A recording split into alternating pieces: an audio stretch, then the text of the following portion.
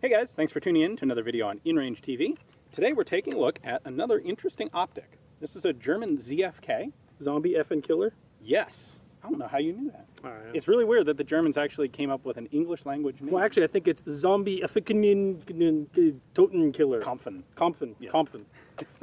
It actually means 4-power scope, basically, I believe. Well, just like interestingly in World War II, the ZF-41, the ZF-4, Yep. ZFK. Yeah.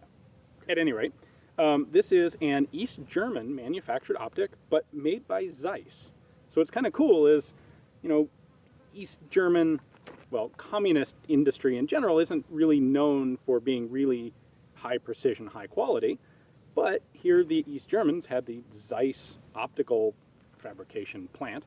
And man, this is a fantastic piece of glass. Well, when the Soviet hordes did this, this part became that part. Yep. And that part had a lot of what was Germany's optical manufacturing capabilities. Right. And as a result, East German and a lot of Russian optics are manufactured on what was German equipment. Right. With some of it, at least post-war, German skilled engineers. Right. Yeah, same guys running the plant. Which explains this kind of scope. So you actually originally spotted this thing in a little gun shop down here. I did. There's an awesome gun shop / surplus store down in Sierra Don't Vista. tell them where it is.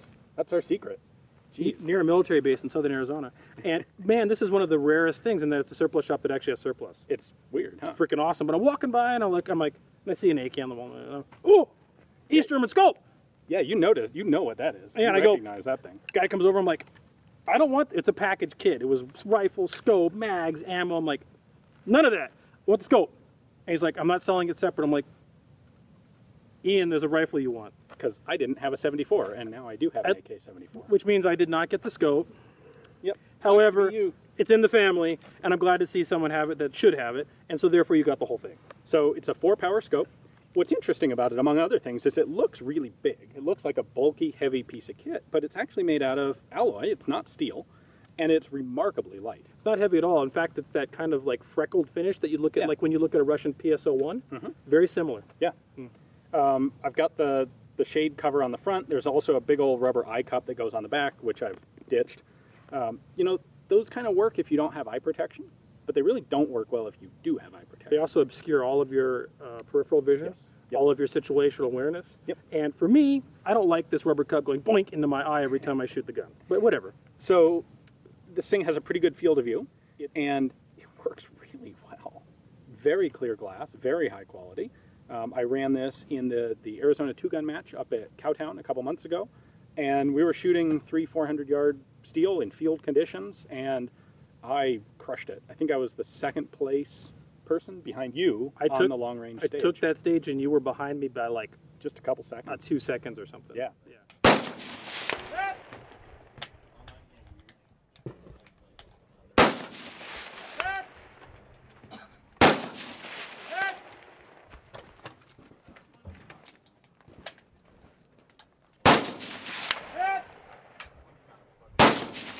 And it's all thanks to that scope. Well, and you're shooting.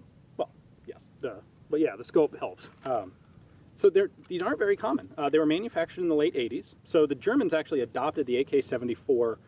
They got it licensed for production in 1981. They started actually making them in 85, and they stopped in 1990. So really a pretty short production run. And as far as I've been able to tell, the scopes themselves were made from 88 to 91.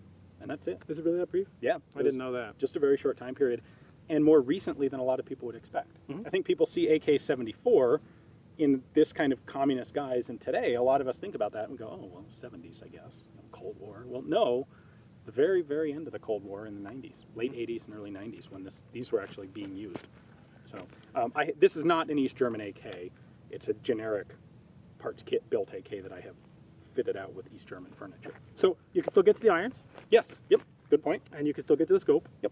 And in that Arizona 2-gun match, I did, in fact, use the irons on a couple of the stages when we were close. And the scope is pretty much bore-centric. Yes. It is not offset left. In fact, not at all. It's right over the center line. The mount actually comes up and then angles right and then above so that you don't have this crazy Russian left eye thing. Exactly. And it is a quick release. You just lost your zero. Nope.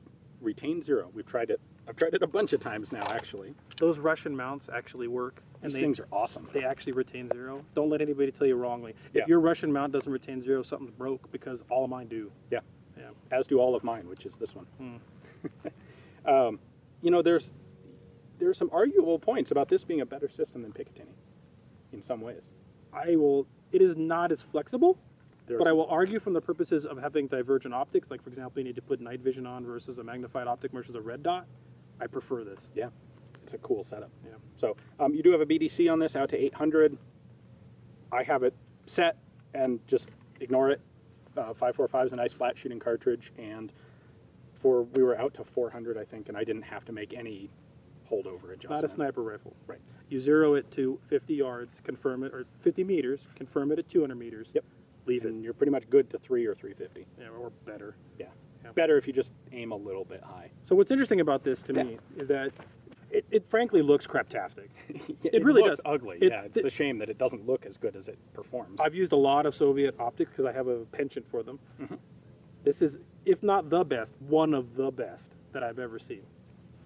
Yeah. Fantastic. Great eye relief, great clarity, fantastic reticle, bore centric, out of the way, It's like get to the East irons. German ACOG. Yeah. Yes. That's what it is. Except you still have irons, Right. which you don't with an ACOG. Yep. So if you ever see one of these things floating around, and it, like Carl said, it looks East German. It looks kind of like the Trabant of scopes. Yeah. But if you see one, grab it. It's got the "we lost the war, but we'll make these instead" thing going on, Yeah. but it's frankly fantastic. Yeah. Yeah. So an under-recognized, underappreciated scope, absolutely worth picking up if you can find one, because they're awesome. So, thanks for watching, guys. Hope you enjoyed the video. If you like this sort of content, do please consider checking us out on Patreon. Support there is what makes it possible for me to buy complete rifle packages to get scopes like this so that Carl doesn't get them first. If you can't support us directly, we totally get it. Just check us out on YouTube and Full 30, subscribe, and share the videos with your friends.